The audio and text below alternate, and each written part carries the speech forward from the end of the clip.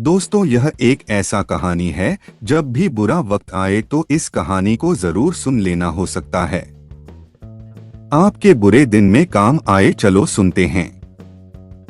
एक फकीर एक देश की यात्रा पर निकला। जब रास्ते में रात हो गई तो वे एक व्यक्ति के घर रुक गया। उस व्यक्ति का नाम था आनंद। आनंद ने उस फकीर की खूब सेवा की और दूसरे दिन आनंद ने फकीर को उपहार देकर विदा किया। वह फकीर आनंद की सेवा से बहुत खुश हो गया और दुआएं देने लगा कि हे भगवान, आनंद को हमेशा खुश रखना और वह हमेशा दिन प्रतिदिन आगे बढ़ता ही रहे। इस बात पर आनंद हंसने लगा और फकीर से आनंद बोला, हे फकीर, जो है वह भी अब नहीं रहने वाला।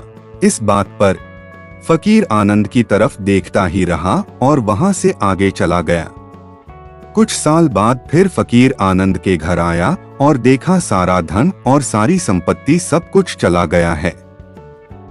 आनंद एक गांव के ही बड़े जमींदार के यहाँ नौकरी कर रहा है। वह फकीर आनंद से मिलने के लिए वहां चला गया।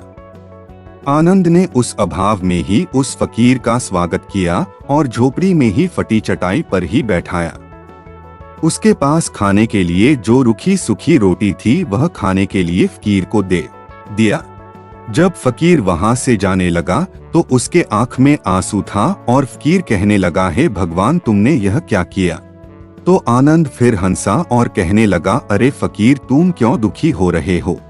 ईश्वर हमें जिस हाल में भी रखें, हमें हमेशा खुश रहना चाहिए, उसे धन्यवाद देना चाहिए। समय सदा बदलता रहता है और इतना ही नहीं, यह भी नहीं रहने वाला है। इस पर फकीर सोचने लगा कि मैं तो केवल वेश से ही फकीर हूँ, लेकिन सच्चा फकीर तो तुम हो आनंद। कुछ साल बाद फकीर फिर से यात्रा पर निकला और आनंद से मिला और देखा तो देखता ही रह गया, क्योंकि सब कुछ बदल चुका था। आनंद अब जमींदारों का जमींदार बन चुका था।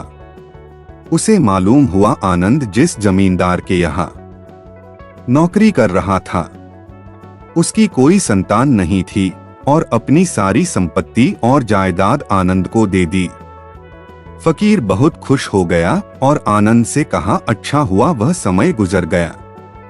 भगवान करे अब तुम ऐसा ही बना रहो। यह सुनकर आनंद फिर हंसने लगा और कहने लगा, फकीर, अभी भी तुम्हारी नादानी बनी हुई है। फकीर ने फिर आनंद से पूछा, क्या यह भी नहीं रहने वाला? तो आनंद ने उत्तर दिया, हाँ, या तो यह चला जाएगा या फिर इसको अपना मानने वाला ही चला जाएगा।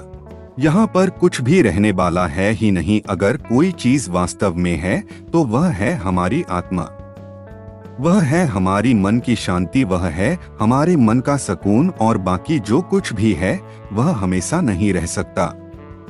फकीर ने आनंद की बातों को बहुत ही ध्यान से सुना और वापस चला गया। कुछ सालों के बाद फिर फकीर जब उस गांव से गुजरा तो आनंद का महल तो है, लेकिन उसमें आनंद ही नहीं है। उसमें कबूतर गुटरगू कर रहे हैं। आनंद अब इस दुनिया में नहीं रहा, उसकी मृत्यु हो चुकी थी। वह फकीर मन ही मन सोचने लगा कि यह एक इंसान जिंदगी भर कितना दौड़ता रहता है और रोता रहता है, दुखी होता रहता है। जिन चीजों के लिए इंसान तड़पता रहता है, दुखी होता रहता है, वास्तव में वह चीज जो हमेशा रहने वाली ही नहीं है। वे सारी चीजें बदलने वाली है।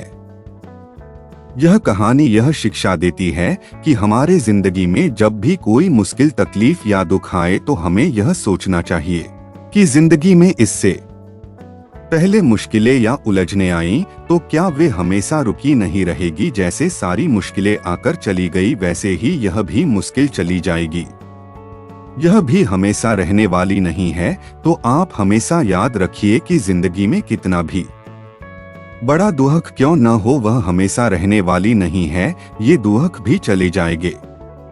दोस्तों, किसी ने बहुत सोच समझकर ही यह शब्द लिखा कि यह वक्त भी बीत जाएगा। इस शब्द को खुशी में पढ़ो तो दुख होगा और दुख में पढ़ोगे तो खुशी होगी। मुझे उम्मीद है कि आप सभी को आज का यह कहानी बहुत पसंद आया होगा। यदि पसंद आया हो तो वीडियो को लाइक और चैनल को सब्सक्राइब कीजिए। बहुत बहुत धन्यवाद।